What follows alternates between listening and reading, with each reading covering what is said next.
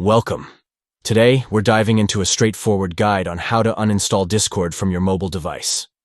Whether you're looking to free up some space or simply want a break from the app, this process is quick and easy.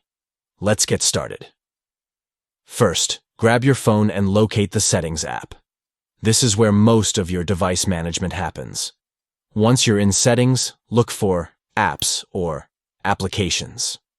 The exact wording might vary depending on your phone model, but it should be easy to find. Next, scroll through the list of applications until you find Discord. Tap on it to open the app settings. Here, you'll see various options related to the app, including notifications and permissions. But today, our focus is on uninstalling it. Now tap on Uninstall. A confirmation prompt will pop up to make sure you really want to remove the app. Confirm your choice, and just like that, Discord will be uninstalled from your device. And there you have it, a quick and efficient way to uninstall Discord.